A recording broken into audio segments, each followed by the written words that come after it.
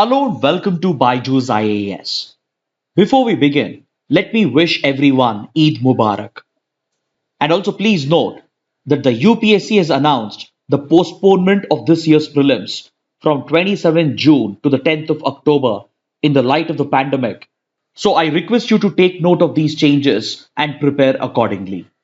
With this, let's get started with the analysis of today's The Hindu newspaper by looking at this editorial from page number 6. This editorial deals with the topic of overcrowding of prisons and the need for initiating prison reforms in order to reduce the percentage of under trials who are suffering and languishing in our prisons. See, data from the National Crime Records Bureau and from the state governments, which are responsible for prison management, shows that a large percentage of prisoners in Indian jails are under trials. Anywhere between 65 to 70% of the prisoners in Indian jails are under trials. And this huge under trial population has resulted in the overcrowding and congestion of our jails. Such overcrowding and congestion can have disastrous consequences during a pandemic because Indian jails in particular are known for their poor hygiene standards and for the lack of space. And these factors could turn our jails into super spreaders. The large percentage of under trials in Indian jails is attributed to the slow trials that goes on in the Indian judiciary due to judicial backlogs and delays. And it is also a result of faulty arrests by the law enforcement authorities and the police, because in many cases, they would have either levied false charges on innocents and arrested them on flimsy charges, or in many cases, the investigations will get delayed. And those who have been arrested and accused prematurely, they suffer and languish in jails until their cases reach a conclusion. So, providing fair justice to the under trials and reducing congestion in our overcrowded prisons has always been a key objective of prison reforms in the country. But now these objectives should be accelerated due to the pandemic because otherwise the prisoners and the prison authorities would become susceptible to the infection, and hence there is an urgent need to release a large percentage of these under trials either on bail or on parole. Under specific conditions, a few under trials can be released, and there is an urgent need to fast track this process. Thankfully, the Supreme Court of India has already taken a few preventive steps in this regard. And last year, as the pandemic broke out, and even before the country went into a lockdown, the Supreme Court ordered the release of several under trials. And it even directed the state governments to set up high powered committees which could come up with suggestions to reduce overcrowding and congestion in jails. Accordingly, several states have stopped the transportation of remand prisoners who are usually moved repeatedly between courts and jails, and the stoppage of their repeated movement has protected several prisoners and the police staff from getting exposed to the infection. Along with this, states have been asked by the Supreme Court to come out with readiness and response plans to deal with any potential outbreaks in prisons, and accordingly they are supposed to put in place a testing strategy and a treatment solution.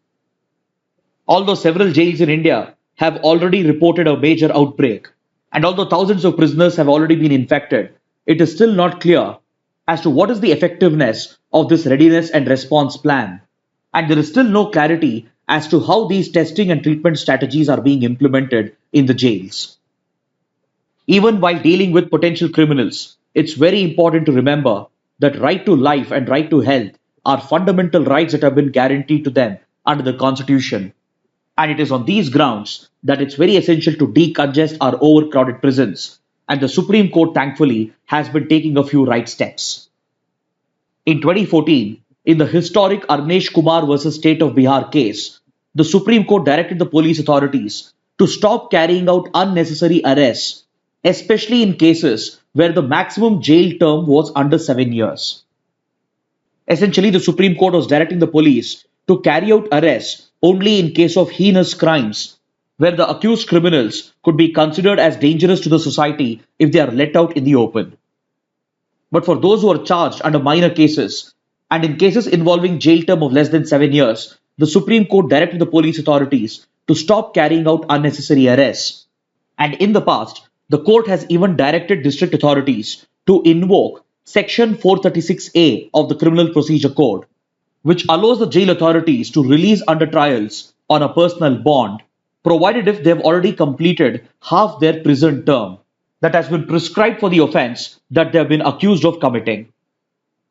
But however, enough precaution has to be taken while exercising these special provisions, because such release of prisoners and under trials cannot be arbitrary and selective.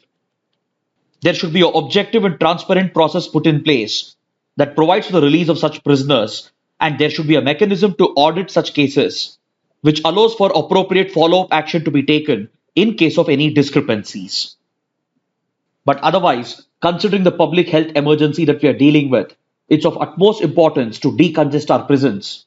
And the responsibility lies with the state governments, the police authorities, and the prison authorities to implement and enforce these essential prison reforms as directed by the Supreme Court. Now let's take up a column from page number 7 that deals with the political crisis in Myanmar and a possible way out that has been worked out by the ASEAN grouping. See, through the 1960s till 2010, Myanmar was under the military rule, ruled by its army known as the Tatmadaw, and the military rule was often referred to as the rule of the junta.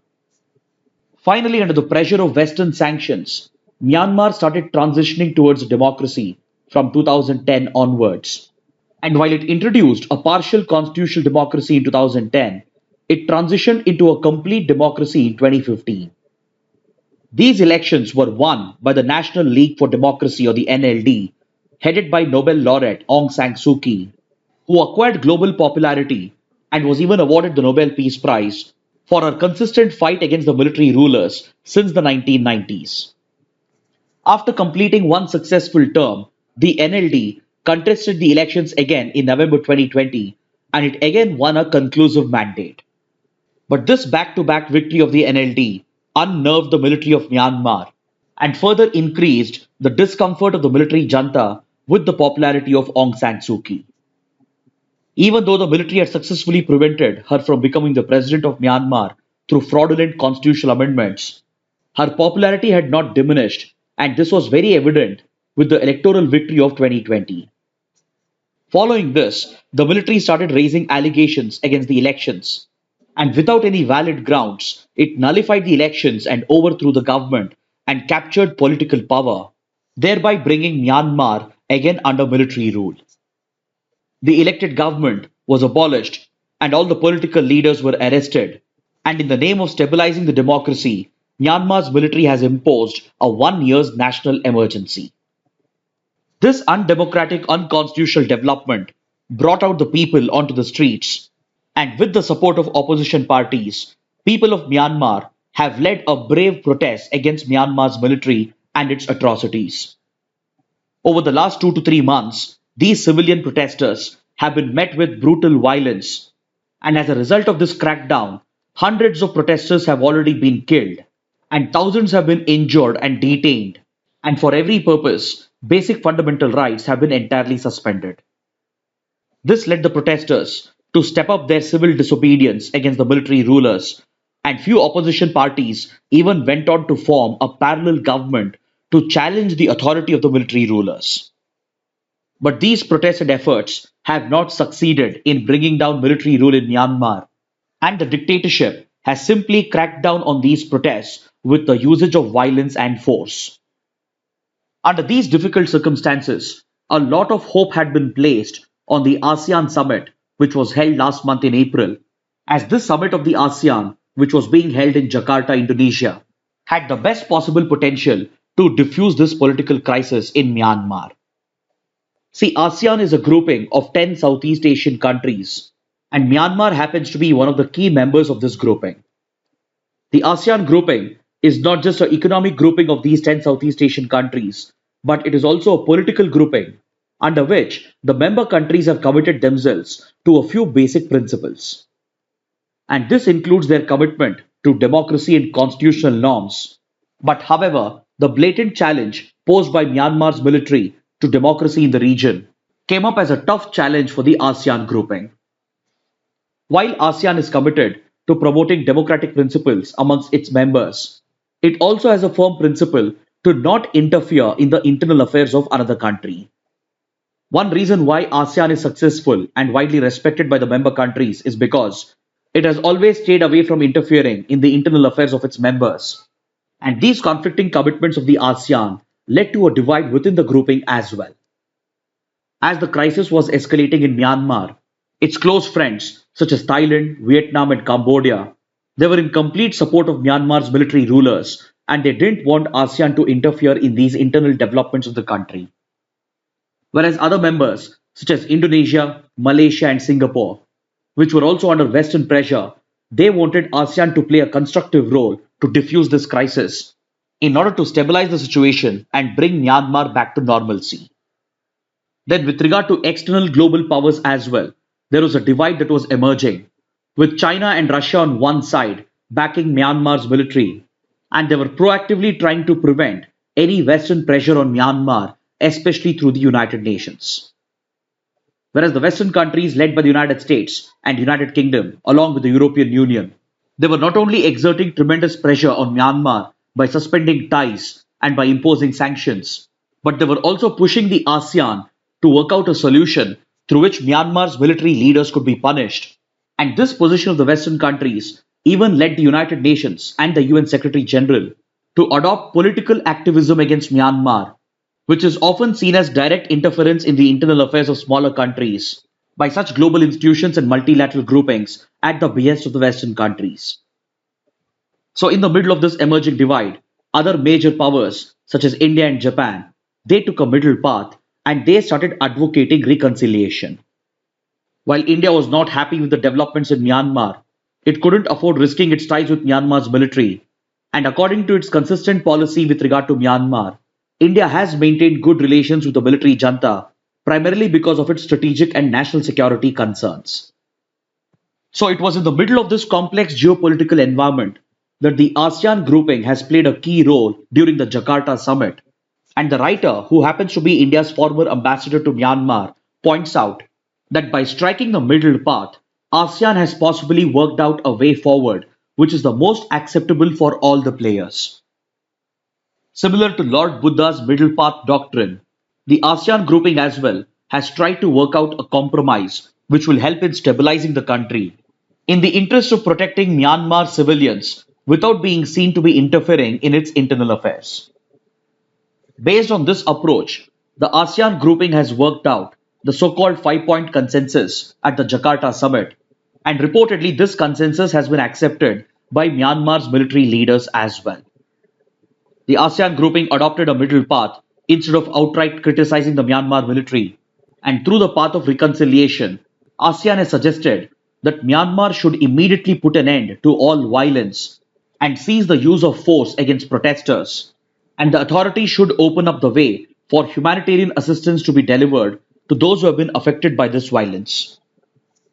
As per this consensus, once violence comes to an end and once basic humanitarian assistance has been delivered, then a path could be opened up for constructive dialogue between Myanmar's military and the opposition, with the participation of Myanmar's civil society that would provide for representation to the people of Myanmar.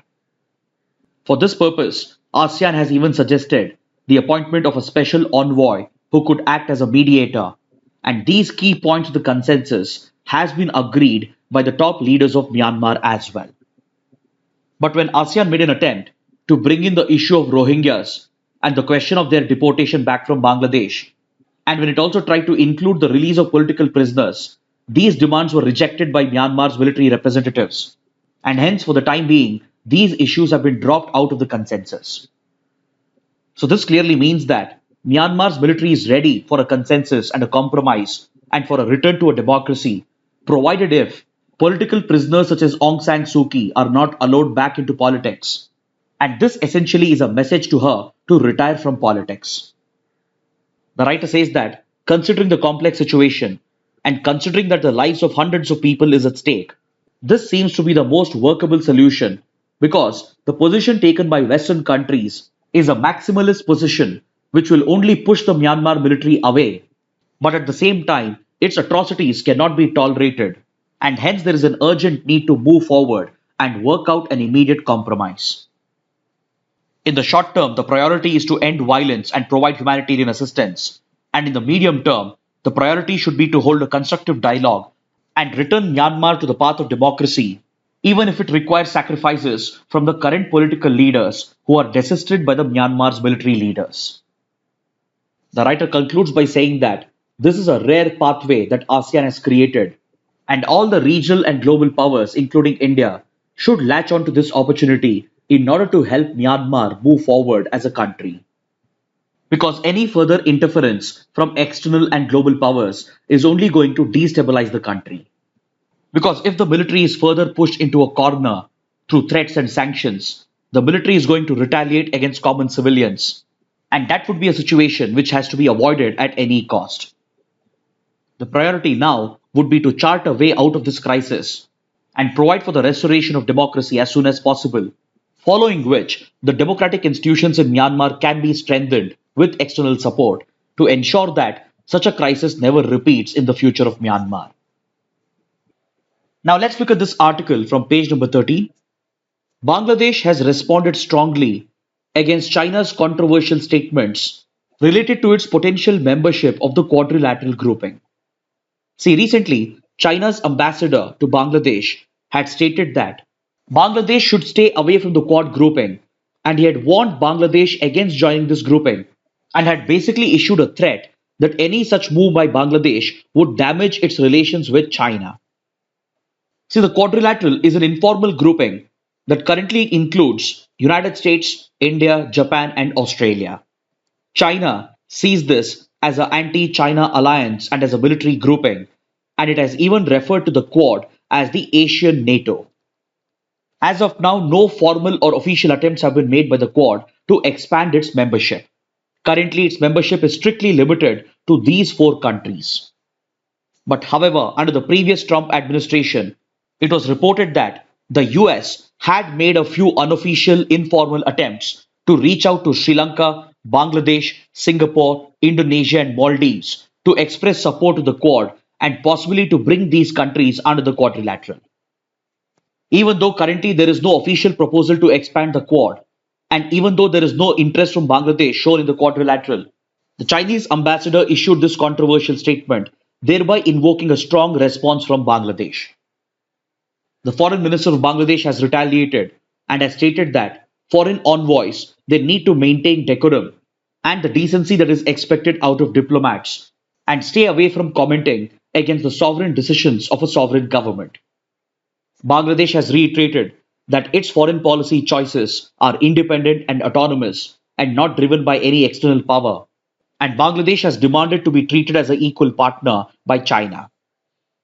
But please remember, this in no way indicates Bangladesh's intention to join the Quad, and like I said, there is no proposal to expand the Quad's membership. But however, this war of words between China and Bangladesh clearly highlights China's strong opposition to the quadrilateral, which it sees as a military alliance against Chinese interests in the Indo-Pacific. But apart from this minor hiccup, China and Bangladesh enjoy a very close relationship, and of late, China has been showing a lot of interest in South Asian countries, especially after the breakout of the pandemic. Under the name of COVID-19 cooperation and supply of vaccines, China has been working very closely with many South Asian countries over the last few months, especially with Afghanistan, Pakistan, Nepal, and Sri Lanka. China has even held many virtual summits with these countries, and recently it had even invited Bangladesh and India to participate in these dialogues, which are designed to promote cooperation among South Asian countries in combating the pandemic. But however, India had declined this Chinese invitation, but Bangladesh is considering to join this initiative as Bangladesh is relying upon Chinese vaccines as well to vaccinate its population. So this development helps us understand the evolving geopolitics of China in South Asia. Next, we have plenty of articles in today's newspaper related to the COVID-19 pandemic, but all these are topics which we have already covered repeatedly. We have this column on page number 7, in which the writers call for an expansion of social security net and social security protection in order to protect millions of livelihoods which has been completely disrupted by the pandemic and the lockdowns. They are essentially calling for expansion of social welfare measures such as Manrega, the National Food Security Act, in order to offer social protection and basic welfare to the lower sections which have been the hardest hit by the pandemic. Then in another column on page number 6, the writer argues that India desperately needs to focus on science and rationality and move away from its obsession with caste, religion, and politics. Because right now the country is paying a heavy price for neglecting education and healthcare for decades together. And hence there is an urgent need to bring back our focus on science and rationality, through which we need to strengthen our healthcare system and our education system, which would be the sole solutions to help us battle such crisis situations. Now let's look at the mains practice questions. The first question: imprisonment practices need a relook so that the police do not effect unnecessary arrests. Evaluate the statement in the context of prison reforms. The second question: ASEAN has created a rare pathway to help Myanmar move forward from its political crisis. Examine. Kindly write an answer to these questions and post your answers in the comment section below. This concludes our discussion for today. Thanks for watching.